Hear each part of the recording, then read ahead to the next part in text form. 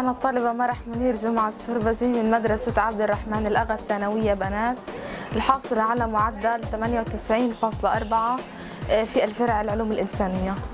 شعور بالفرحة، فرحة الأهل، يعني هذا حصاد سنة كاملة. نظام دراستي عادي يعني زي أي سنة عادية، عادي، يعني إنه الواحد بعد ما أروح من المدرسة أنام شوي أرتاح، وبعدين بصحى العصر، وبعد هيك يعني ببدأ دراسة لحد مثلا للعشاء. بعد العشاء بشوي إذا كان علي دراسة أكثر، وبعدين خلص يعني إذا ضل شوي، يعني مثلا أيام الامتحانات الفجر تصحى شوي يعني.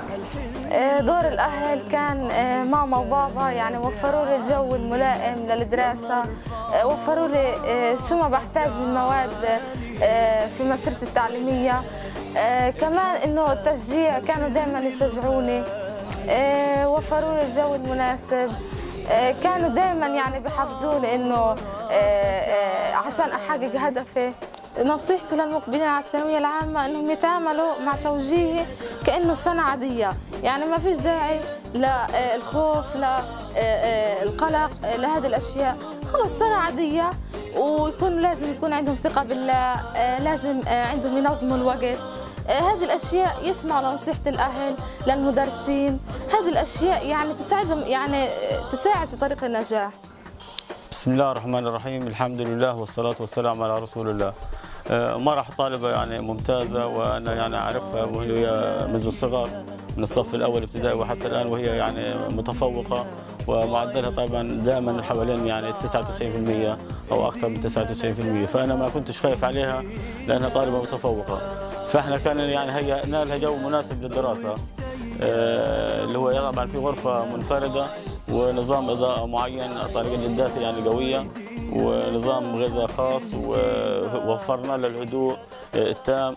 وكانت طبعا اساعدها في بعض الدروس بصفتي يعني مدرس للمواد الاجتماعيه، جغرافيا وتاريخ، كنا نشرح لها بعض الدروس في الجغرافيا وفي التاريخ، وبعض في الدين وفي بعض المواد، وهي لها كيفيه الدراسه المناسبه والدراسه الصحيحه وتنظيم الوقت، وكيف الإجابة على أوراق الامتحانات بالطريقة السليمة بحيث تحصل على أعلى الدرجات. والحمد لله ربنا وفقها وحصلت على أعلى الدرجات.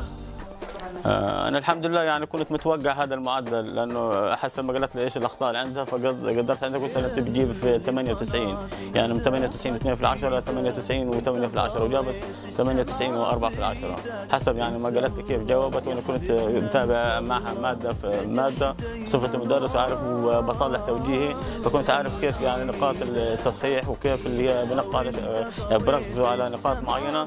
فيعني قلت لها كيف الإجابة الصحيحة، والحمد لله اتبعت الأسلوب اللي أنا قلت لها إياه فجابت أعلى الدرجات. الحمد لله ملء السماوات والأرض وما بينهما، كما ينبغي لجلال وجهك وعظيم سلطانك. كل هذا الحمد لله توفيق وكرم من رب العالمين، والحمد لله هي مرح برضو يعني طالبة مجتهدة تستحق هذا التقدير وأكثر من هيك. هي كانت من أول السنة وهي مثابرة ونشيطة، الدروس كانت بتحضرها أول بأول، ولما تروح من المدرسة بتعاود بترجع كمان بتحفظ دروسها وبتحضر لليوم التالي. ما كانت تتراكم الدروس، يعني أول بأول بتراجع، والامتحانات أول بأول بتحل امتحانات، خصوصا على الامتحانات النهائية كلها حلتها أكثر من مرة، وكان أي سؤال بيستصعب عليها بترجع للمدرسات، يعني المدرسات والمديرة الموقرة كان لها دور كبير في المعدل اللي حصلت عليه. مرح بشكرهم ألف شكر لهم، والله يعطيهم ألف عافية. الحمد لله اللي من علينا بهذا الكرم، ألف حمد وشكر لك يا رب. هذا كرم من رب العالمين، الفضل في الله في الأول لله، وبعدين الحمد لله لمرح. الحمد لله يعني مرح سجدت شكر من حد ما سمعت الخبر، وأنا كذلك يعني الحمد لله. يعني شعور بتمنى جميع الأمهات إن شاء الله يشعروا فيه، إن شاء الله بتمنى لجميع الأمهات. والله لما كنت أدعي ما أدعي لبنتي لحالها، أدعي أقول يا رب فرح الطلبة والطالبات وفرح أهالي جميع الطلبة والطالبات. أهدي نجاحي إلى أمي وأبي، أهدي نجاحي إلى كل من ساندني في مسيرتي التعليمية، إلى معلماتي، إلى مديرتي، إلى أمي، إلى جدتي. أهدي نجاحي إلى دار السيد وأهل أمي وأهل بابا كمان. أهدي نجاحي إلى روح تيتا الله يرحمها، تيتا أم فتحي الشربجي. أهدي نجاحي إلى أسرانا البواسل، إلى أرواح شهدائنا الأبرار، إلى كل من دعا لي في ظهر الغيب. وأهدي نجاحي إلى عائلتي، عائلة الأغا.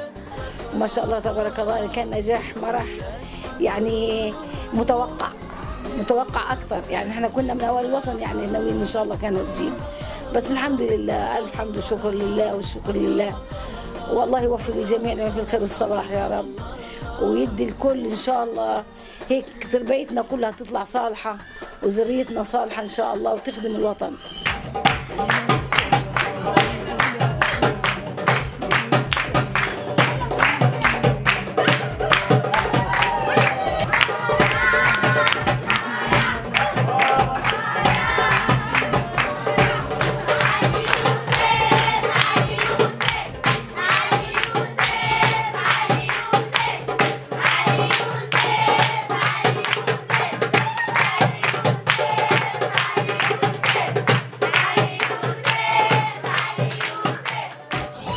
نجحنا والله وفقنا، واخر صبرنا نلنا، فرحنا من قبل لكن اكيد الفرحه